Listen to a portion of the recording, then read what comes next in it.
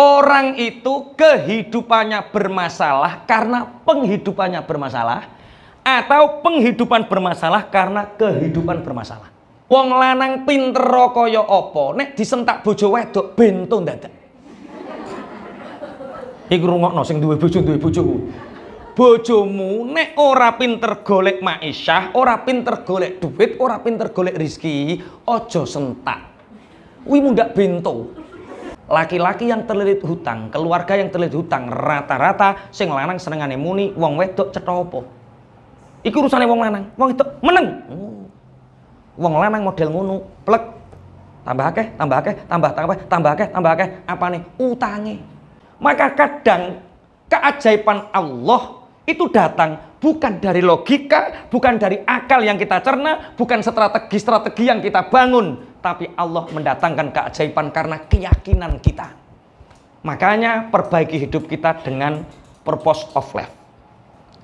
Tujuan hidup kita hanya karena Allah. Perbaiki hubunganmu dengan Allah, perbaiki hubunganmu dengan orang tua. Ada pertanyaan, memperbaiki kehidupan dulu atau memperbaiki penghidupan dulu? Kehidupan itu apa? Interaksi dengan anak, interaksi dengan Allah, interaksi dengan istri, interaksi dengan masyarakat, interaksi dengan sahabat, teman, itu namanya kehidupan. Penghidupan itu apa? Blonjo, perawatan, apa neh, biaya, glowing, biaya senam, biaya pendidikan, itu penghidupan. Ada dua kemungkinan. Penghidupannya bermasalah karena kehidupan bermasalah, atau kehidupan bermasalah karena penghidupan bermasalah. Yang pertama contoh seperti ini. Mbak, ya Bu, saya lihat kok sering tukaran ya keluargane sampean. Aku karo bapak iku asline apik-apik wae. Lah bapak ora tau nyambut gawe lho, ra ning dhuwit, ra ning apa. Kowe kok iso pegatan sebabnya apa? Ekonomi. Karena penghidupannya bermasalah, maka kehidupannya bermasalah. Anakmu kok jadi anak pang ki piye, Lek? Lah wong bapake ora tanggung jawab kok. Sekolah ra dibiayai, apa-apa ra dikeki, blonjo ora dikeki, ya wis ben. Dia menyalahkan penghidupan karena penghidupannya bermasalah sehingga kehidupannya bermasalah. Ini jawab satu-satu, perwakilan. Satu baris yang paling depan. Kasih mic. Siapa juru bicaranya? Ojo sing ungu wis bar.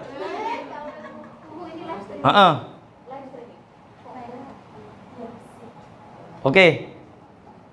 Menurut Ibu, siapa yang jawab? Tentukan dulu. Menurut Ibu. Lu kok pindah-pindah gitu ya, toh? Oke, yang paling sepuh. Orang itu kehidupannya bermasalah karena penghidupannya bermasalah, atau penghidupan bermasalah karena kehidupan bermasalah. Pilih salah satu. Kalau menurut saya, kehidupan yang bermasalah Menjadikan penghidupan bermasalah. Contoh. Kalau kita di kehidupan kita maupun di keluarga kita tidak bisa menjadikan lebih baik, itu akan mengakibatkan di penghidupan dari segi keuangan ataupun yang lain, itu akan bermasalah. Oke. Baris kedua, pilih salah satu, kasih contoh atau kasih keterangan.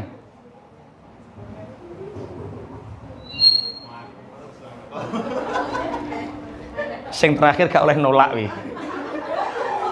Kok do karo numpak bis dadak. Ayo, milih mana? Kehidupan bermasalah karena penghidupan bermasalah, atau penghidupan bermasalah karena kehidupan bermasalah? Penghidupan itu akan bermasalah kalau kehidupan kita bermasalah. Karena kalau kita selesai dengan keluarga kita, maka penghidupan juga akan baik. Oke. Loro kok podo? Ada yang beda? Yang beda dapat door prize? Oke, enggak beda, ada yang beda.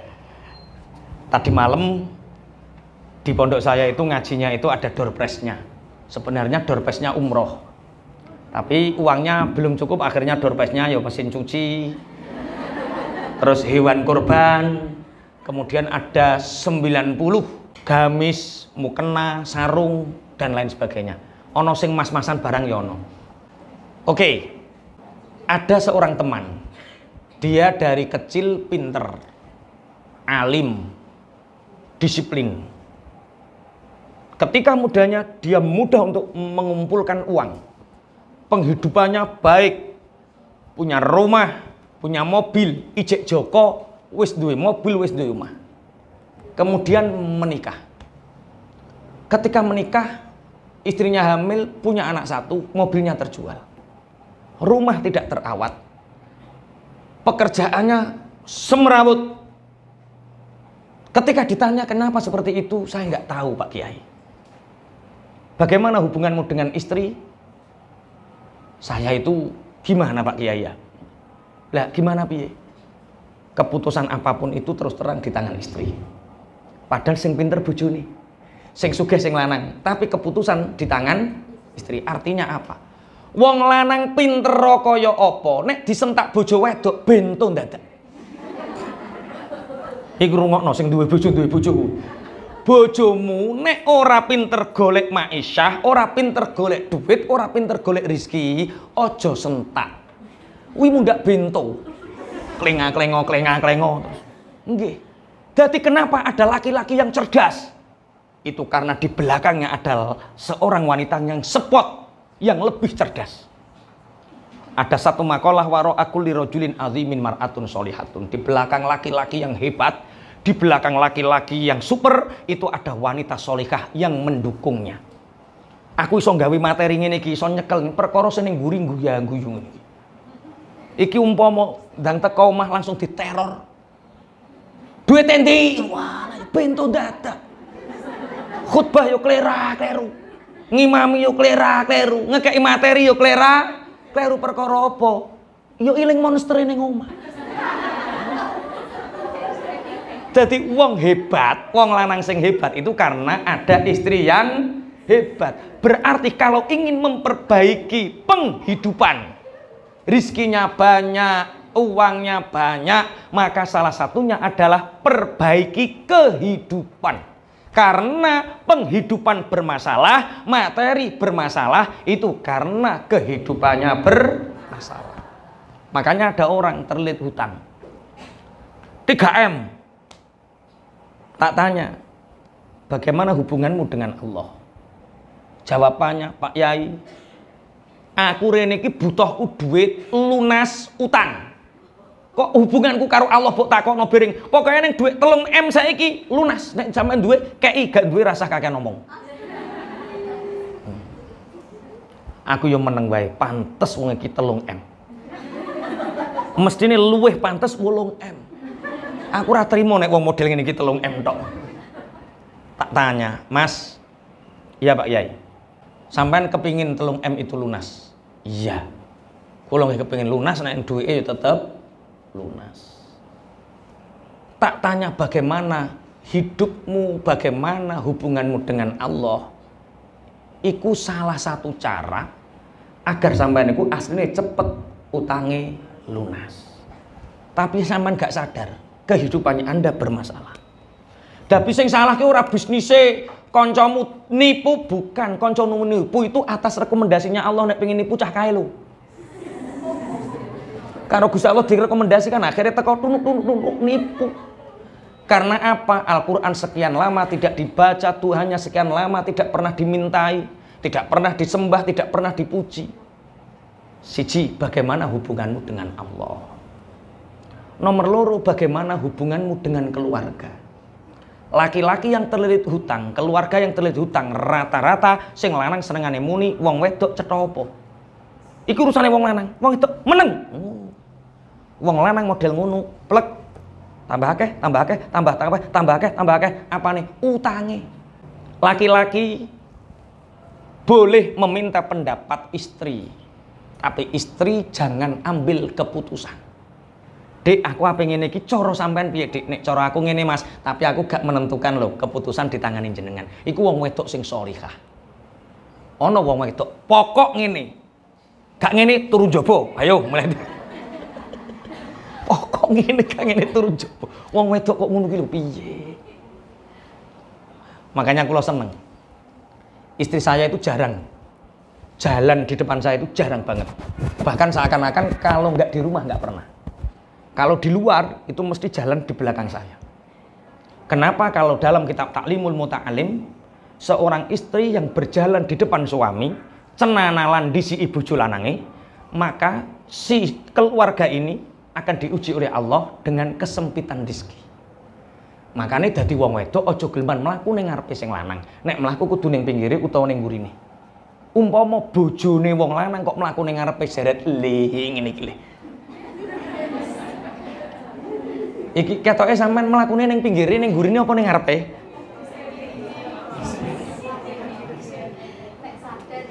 Gage to, Pak? Gage. Apa ya kok lemot men? Ya Allah, ya Rabbi ya Karim. Kula sering ningali wong kondangan, sing lanang bonceng, sing wedok di bonceng, sing lanang jagang, sing wedok mlaku. Ayo to, Pak? Pak gage to, Pak? Ya Allah, ana wong kok cenanalane ngono. Wong wedok sing sholihah itu bojone jagang ditunggoni pinggire. Hati-hati lho Pak kalau jatuh. Nah, ngono bojone mlaku dhek ning pinggire. Itu yang mendatangkan rezeki ma'isyahnya luas. Pertama, perbaiki kehidupanmu, maka penghidupanmu akan menjadi baik. Pertama, hubunganmu dengan Allah. Allah tidak menurunkan ridhonya, maka usaha sekeras apapun tidak akan menghasilkan. Maka yang pertama adalah iktimad Allah. Tujuan hidup kita, tujuan bisnis kita, tujuan ngajar kita mukhlishol lillahi ta'ala. Tujuan hidup kita itu mencari ridhonya Allah. Ini yang ada di dalam sholat. Inna sholati wa nusuki wa mahyaya wa mamati lillahi rabbil alamin. Kalau bisnis disandarkan kepada Allah, Allah ridho, rahmatnya turun, bisnis penuh berkah. Kalau ngajar, Allah ridho, ngajar kita, Allah ridho terhadap pengajaran kita, ya dibuat mudah oleh Allah. Pak Kiai saya itu banyak tantangan, ngajar sana sini, dibantai sana sini. Mungkin ada sisi egois kita, sisi rububiyah kita. Kita ini makhluk yang lemah, tapi kita merasa bisa. Seakan-akan kitalah Tuhannya, sehingga Allah menjuil kita, jawil kita, diilingke nek sampean iku makhluk sing gak iso apa-apa. Ada orang setiap kirim kayu ke Kalimantan itu 2 kontainer. Kirim kursi kayu ngeten iki ke Kalimantan 2 kontainer miliaran. Tapi di dalam hatinya nggak terbesit untuk umroh, nggak terbesit untuk haji, nggak terbesit untuk sedekah, nggak terbesit untuk zakat, nggak terbesit untuk ibadah-ibadah lainnya. Sehingga saat itu pangapunten dijatuhkan oleh Allah, bangkrut, punya hutang tidak banyak 300 juta, tapi asetnya sudah habis. Allah ridho. Tak kandhani kowe iki lagi dijawil karo Allah. Rasane kok wis kaya ngene iki. Kuwi urung dikamplengi, nek dikamplengi tambah loro kowe. Utangmu 3 M ora 300, apa-apa muntek. 300 kan jek enteng. Nggih. Akhirnya dia alhamdulillah hutangnya lunas, dapat hadiah umroh, duit 12.000 tok. Sang 12.000 bisa umroh. Dia nangis, zaman aku jadi orang miliaran, kok gak mikir umroh, lah bareng saiki melarat duit 12.000 kok. Itulah kalau Allah sudah menurunkan ridhonya. Lah kadang ridhonya Allah ini terhadap kebaikan yang tidak kita duga. Contoh, ini cerita nyata. Anda mungkin sering melihat orangnya di Bojonegoro, tapi nggak saya sebut namanya. Beliau itu kuliah, kemudian menikah, punya perusahaan. Dia buat usaha di Bali dengan hutang 1,5 M. membuat fitness, apa nek ngarani? Wis pokoknya bisnis fitness. Terus sambil jualan susu sari kedelai dengan alat sekian ratus juta. Ternyata Bali saat itu gempa. Otomatis alat-alatnya rusak semua. Untuk renovasi bangunan saja sudah sewa.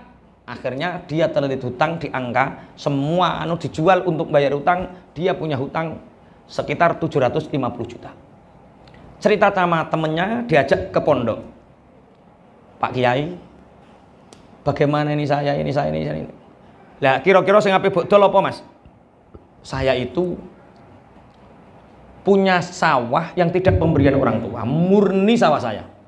Karena saya beli dengan keringat saya sendiri, ini kalau saya jual lakunya 1 M. Lunas utang saya. Tapi ibu nggak ridho. Isini wong le, wong bapakmu terkenal sugih, Pak Depalemu terkenal sugih, kue kok bangkrut, adol sawah, nah jantukanmu dewe, ibu gak ikhlas. Akhirnya tering cekcok sama ibunya. Oke, kemudian istrinya datang lagi sama suaminya, tak tanya, bagaimana kalau ini bermasalah dengan ibu? Kalau jenengan Mbak punya masalah dengan keluarga, bapak saya itu poligami. Kemudian dari istri yang kedua punya anak 2. Saya hari ini sampai hari ini hati saya nggak ikhlas.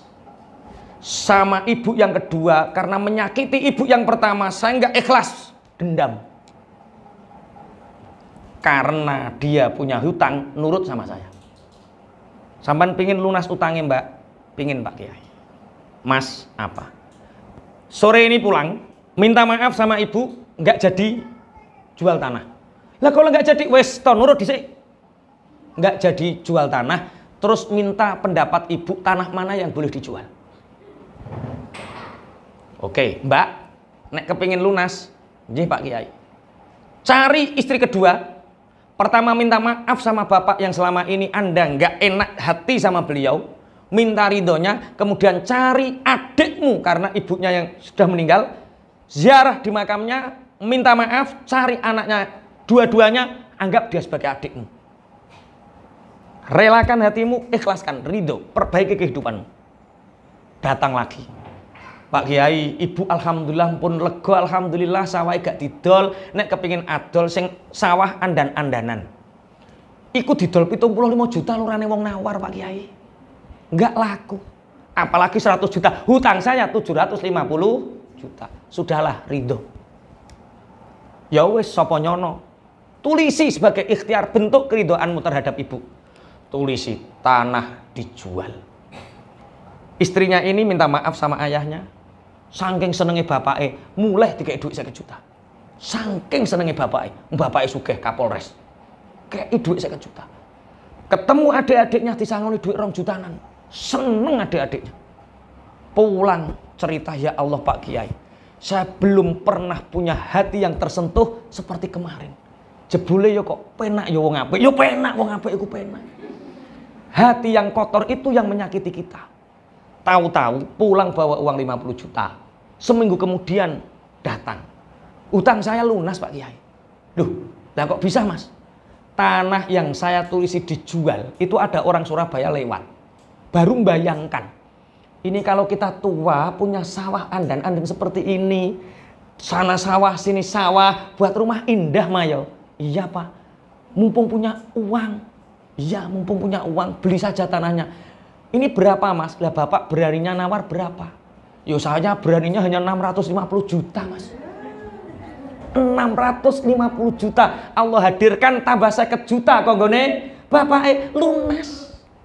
Maka kadang keajaiban Allah itu datang bukan dari logika, bukan dari akal yang kita cerna, bukan strategi-strategi yang kita bangun, tapi Allah mendatangkan keajaiban karena keyakinan kita.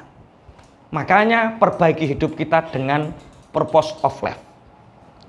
Tujuan hidup kita hanya karena Allah. Perbaiki hubunganmu dengan Allah, perbaiki hubunganmu dengan orang tua. Allah memberi keajaiban bagi orang yang mempercayainya. Hari ini banyak orang menuhankan akalnya sehingga orang mengira dengan akalnya masalahnya selesai. Ternyata selesainya hanya minta maaf sama ibunya. Ternyata selesainya hanya memperbaiki kehidupannya dengan adiknya. Allah mendatangkan. Bismillahirrahmanirrahim. Yang setelah itu perbaiki hubunganmu dengan keluarga, perbaiki hubunganmu dengan sesama.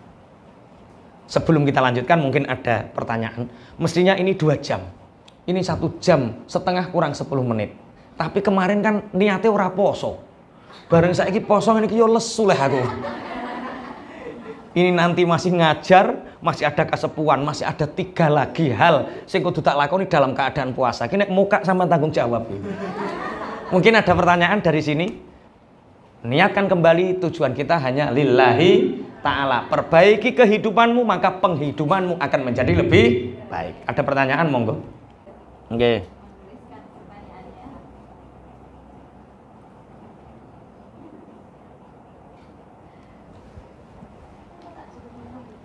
Jadi intinya Allah sering memberikan keberuntungan kepada kita. Tapi kita tidak menyadarinya karena Anda tidak menganggap itu keberuntungan dan Anda menganggap itu adalah dari hasil kerja keras kita. Bahkan setiap hari kalau kita ingat, ternyata keberuntungan itu datang pada setiap saat. Marai akeh wong muni keberuntungan itu datang pada waktu yang dibutuhkan. Nah, akhirnya wayah butuh tok kowe beruntung. Yakini bahwa keberuntungan itu akan datang kepada kita setiap waktu, setiap saat. Allahumma amin. Saya pernah membaca satu artikel. Ada orang Amerika itu punya anak di usia 60 tahun. Karena apa? Karena atas keyakinannya dia mendapat. Allah memberi keajaiban. Jadi keajaiban itu akan selalu datang bagi orang yang mempercayainya. Kalau Anda percaya akan kehidupan yang berubah, hidup Anda akan berubah menjadi lebih baik. Kalau Anda mempercayai keajaiban akan turun, maka keajaiban itu akan betul-betul turun. Manusia jangan pernah pesimis, selalu gantungkan hidup kita dengan Allah. Mukhlisina lahuddin lillahi ta'ala. Next. Sukses berkah adalah karakter. Karakter jujur, karakter baik, karakter disiplin, kerja keras, kerja cerdas, itu terbentuk dari sebuah keimanan dan keimanan membentuk sebuah karakter. Sebuah info, saya kemarin membaca artikelnya Mahfud MD. 87% koruptor di Indonesia itu sarjana. Dan yang 40%-nya dari 87% adalah S3-nya. Selepasnya itu dibagi S1 dan S2. Kata Pak Mahfud, mungkin yang S1 belum punya kesempatan. Berarti yang salah apa? Bangsa ini sudah menjadi bangsa yang cerdas. Bangsa ini sudah menjadi bangsa yang banyak orang yang berpendidikan, tapi tidak menjadi bangsa yang berkarakter. Buruk sekali karakternya. Maka di dunia ini ada salah satu negara yang mendisiplinkan karakter. Ajaran tata krama etika dimulai dari kecil. Dan saat ini pangapunten, kalau tak cerita, ini kisah nyata. Kuli bangunan dengan arsitek, secara logika, cepet sugenti arsitek dengan kuli bangunan. Arsitek gambarnya laku, kalau dia bermain properti borong juga laku. Kuli hanya seorang kuli. Tapi kuli ini punya dedikasi. Sholatnya rajin, jujur, cerdas, hanya saja nasibnya menjadi kuli. Suatu saat kuli ini bertemu dengan pemborong dan pemborongnya ini agak kebingungan. Kok bingung ada apa, bos? Iki lho piye ngene-ngene. Oh, kalau saya seperti ini. Kok iso ya? Jadilah jadi asisten pemborong. Setelah jadi asisten pemborong, relasinya banyak. Akhirnya kenal dengan arsitek ini. Arsitek ini culas. Dia pinter gambar, tapi dia menipu, sering bangun rumah rayap. Rumah rayap itu kelihatannya indah, tapi keropos. Asisten pemborong yang asalnya kuli ini dipanggil sama arsitek. Kamu sampai kapan jadi asisten pemborong? Lah nggak tahu bos. Gini, ini ada beberapa garapan, ya bos. Tak kasih garapan. Garap dengan baik, ya. Tapi diajari. Iki koko semene longi, ini lengone, kurangi. Sehingga rumah itu terbentuk sangat indah, tapi keropos. 1 tahun, 2 tahun lapuk. Sehingga orang yang asalnya kuli jadi pemborong ini, pangapunten bos, kalau seperti ini saya nggak bisa. Saya ingin keluar saja, saya ingin garap proyek-proyek kecil saja, saya nggak ingin. Hati saya menolak bos. Karena apa? Antara gambar dengan kenyataan tidak sesuai. Bangunan ini rapuh seperti orang bangun rayap. Pemborong yang keluar ini jadi orang besar, kaya, rumahnya banyak, mobilnya banyak, anak-anaknya solihah. Sedangkan arsitek ini, pangapunten, jatuh. Usia semakin tua, orderan semakin sedikit, arsitek muda semakin banyak. Sehingga kehidupannya sangat masyakoh. Si pemborong ini taruhlah namanya Raja. Taruhlah arsitek ini namanya Raju. Raja mengatakan pada istrinya, Bu, ya Pak, kita bisa seperti ini karena siapa yo? Yo karena jenengan, enggak, jasa siapa yang paling besar? Seingat saya Pak Raju. Oh ya, Pak Raju itu sebenarnya kalau dia ingin baik, dia sudah bisa beli rumah loh. Sampai hari ini masih ngontrak, Bu. Kasihan Pak Raju itu. Lah gimana Pak? Kalau kita tolong gimana, Bu?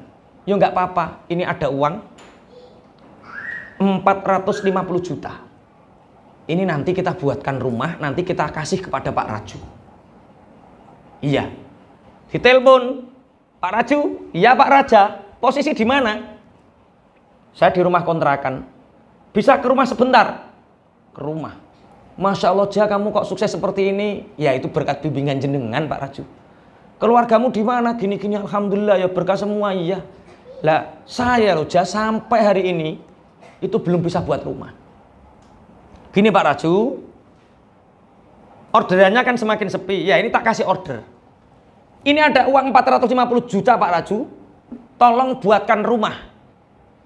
Pikirannya Pak Raju ini, ambil untung yang banyak, gambarnya diperbaiki, 450 juta cukup bangunkan 150 atau 200 saja. Keuntungannya 250 biar dia. Dibangun, bangun besar, tapi seperti rumah rayap. Selesai, ini Pak Raja alhamdulillah proyeknya sudah selesai. 450 juta seperti ini. Wah, kuat ya alhamdulillah, bagus ya, bagus. Gini Pak Raju, saya sukses itu berkah jenengan. Lah, di sisa-sisa umur kami, di sisa umur panjenengan, karena jenengan juga belum punya rumah sampai hari ini kunci untuk jenengan, rumah ini tak kasih jenengan. Nangis, Bu. Ngerti ngene tak dandani ape? Ini 1,5 tahun ambruk. Sukses berkah adalah karakter. Maka kalau karakter Anda baik, Allah akan mendatangkan orang-orang yang datang baik kepada kita. Kalau karakter kita buruk, maka yang datang kepada kita adalah orang-orang yang buruk. Kelihatannya sudah cukup. Dari kesimpulan tadi, bahwa ternyata kuadran sukses itu ada 4. 1, ada orang yang miskin, sempit, namanya pecundang. 2, kaya, sempit, namanya sukses. 3, miskin, lapang, namanya berkah.